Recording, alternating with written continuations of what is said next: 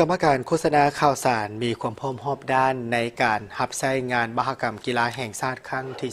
12 โดยจะมีสื่อมวลชน 200 กว่าคนเพื่อเข้าร่วมในการเก็บกำและรายงานข่าว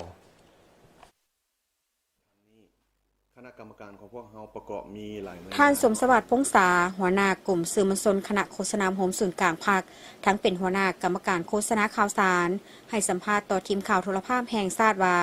ในวันที่5 พฤศจิกายน 2025 เพื่อเกี่ยมรับใช้งานมหกรรมกีฬาแห่งชาติครั้งที่ 12 ที่จะไขขึ้นในระหว่างวันที่ 15-25 พฤศจิกายน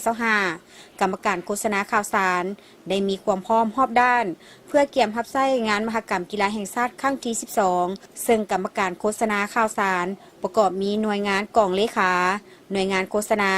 หน่วยงานถ่ายทอดสด วิทยุโทรภาพมาฮอดปัจจุบันแต่ละหน่วยงานได้แบ่งเวียก แบ่งความรับผิดชอบเป็นอันละเอียด และได้มีความพร้อมในด้านต่างๆหลายกว่า 90 ส่วนห้อย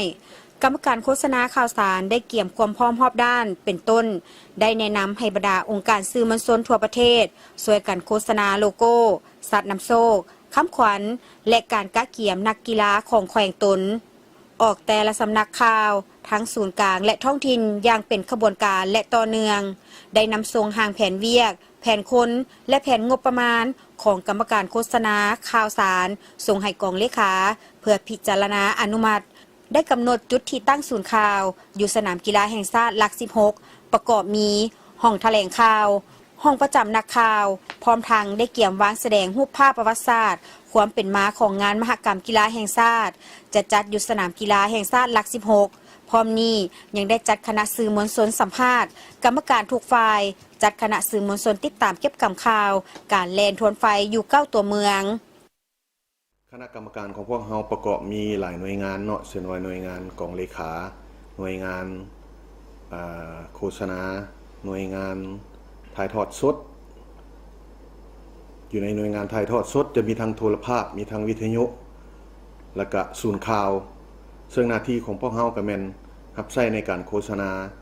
งานดังกล่าวให้มันกว้างขวางให้มันฟดฟื้นซึ่งว่า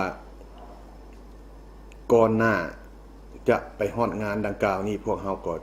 มีการกะเกียมความพร้อมหลายด้านเนาะบ่ว่าจะเป็นการออกข่าวให้แก่การเคลื่อนไหวของคณะกรรมการต่างๆเช่นว่า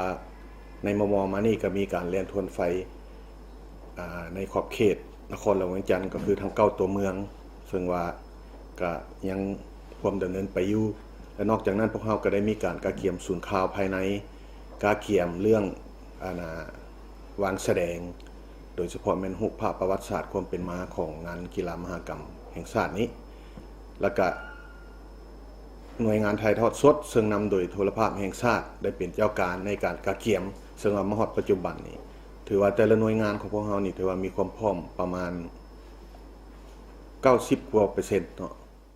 สำหรับกรรมการโฆษณาข่าวสารมีหน้าที่รับผิดชอบค้นคว้าและแจ้งรายละเอียดให้บรรดา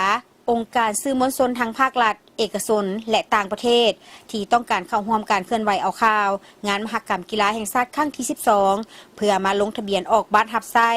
จัดตั้งศูนย์ข่าวภายในและต่างประเทศพร้อมทั้งสนองอุปกรณ์อำนวยความสะดวกอย่างครบสุดสำหรับนักข่าวอยู่สนามกีฬาแห่งชาติเกี่ยมพนักงานคุ้มครองสื่อมวลชนภายในและต่างประเทศเพื่ออำนวยความสะดวกและประสานงานให้นักข่าวที่เข้าร่วมจัดแบ่งนักข่าวประจำแต่ละจุดอยู่สนามแข่งขันกีฬาเพื่อติดตามรายงานข่าวออกทางโทรภาพวิทยุหนังสือพิมพ์และออนไลน์และยะดำเนินการแข่งขันบันทึกภาพนิ่งและวิดีโอรวมทั้งข้อมูลงานกีฬาทั้งหมดเพื่อสำเนาพร้อมทั้งออกแบบโครงหางงานวางแสดงรูปภาพคัดเลือกรูปภาพเพื่อนำเสนอผ่านประธานจัดงานพิจารณาอยู่ในการกะเกียมของพวกเรานี่พวกเราก็ได้มีการนอกจากกะเกียมกำลังพลแล้วเนาะพวกเราได้กะเกียมกำลังเครื่องมือโดยเฉพาะวัตถุอุปกรณ์ต่างๆบ่ว่าจะเป็นอยู่ในห้องศูนย์ข่าวบ่ว่าจะเป็นอยู่ในหน่วยงานถ่ายทอดสดและกำลังจำนวนพลนี่พวกเราก็ได้มีเหตุข้อตกลงเนาะรับใช้เฉพาะแต่งตั้งหน่วยงานแล้วก็มีจำนวนพลประมาณ200กว่าชีวิตที่จะเข้าร่วมอยู่ในการโฆษณาเผยแพร่ให้แก่งานมหกรรมครั้งนี้ฉะนั้นแหละถือว่านครหลวงเป็นจุดใจกลาง จะแตกต่างกับงานมหกรรมครั้งที่ผ่านๆมาหน่อยนึงเนื่องจากว่าสื่อมวลชนส่วนใหญ่เลยมันอยู่ในนครหลวงนี้อยู่ศูนย์กลางฉะนั้นกำลังการรับใช้พวกเราถือว่าครบสุดเนาะแล้วก็คือว่าจะมีความพร้อมและความคึกคืนเวลาอยู่ในความพร้อมของพวกเราในการก้าวเกี่ยมศูนย์ข่าวนี้พวกเราก็ได้ขึ้นแผนงบประมาณขึ้นแผนจำนวนคนเนาะอยู่ในหน้าที่ของศูนย์ข่าวของเราหลักๆแม่นหยังแม่นได้แบ่งความรับผิดชอบ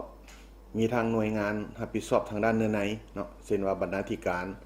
อันที่2และแม่นได้แบ่งความรับผิดชอบให้แก่นักข่าวที่เป็นนักสร้างภาพเนาะมันมีภาพนิ่งภาพเน่งติงนอกจากนั้นก็มีศูนย์เอิ้นว่าหน่วยงานที่รับผิดชอบเรื่อง IT สำหรับการอัปโหลดข้อมูลต่างๆบ่ว่าจะเป็นภาพนิ่งภาพเน่งติงเนื่องจากว่าพวกเรามีการโฮมเอาบรรดาสื่อมวลชนอยู่ในศูนย์กลางทั้งหมด17สำนักมาร่วมกันเป็นคณะเฉพาะกิจย้อนว่าแต่ละสื่อนี่บ่สามารถไปคาเวอร์หรือว่าไปออกข่าวได้ทุกสนามในเวลาเดียวกันฉะนั้นพวกเราจะได้เฮ็ดเป็นลักษณะเป็นคณะเฉพาะกิจและมีการแบ่งเวียกแบ่งงานแต่ละภาคส่วนแม่นเอามาโฮมเป็นหน่วยงานเดียวและจะมีการแบ่งว่าไผไปรับผิดชอบอยู่ในจุดใดสนามใดหลังจากได้ข้อมูลมาเบิดแล้วพวกเราจะเอามาโฮมกันอยู่ศูนย์ข่าวซึ่งเป็นสนามกีฬาแห่งชาติหลัก16ท่านสมสวัสดิ์พงษายังได้ฝากให้สื่อมวลชนลาวทุกขบวนการเกี่ยมความพร้อมด้านต่างๆเพื่อสุ่มใส่โฆษณารายงานข่าวงานมหกรรมกีฬาแห่งชาติครั้งที่12ก็คือการแข่งขันกีฬาประเภทต่างๆให้สังคมได้รับรู้อย่างถูกต้องว่องไวทันการและทั่วถึง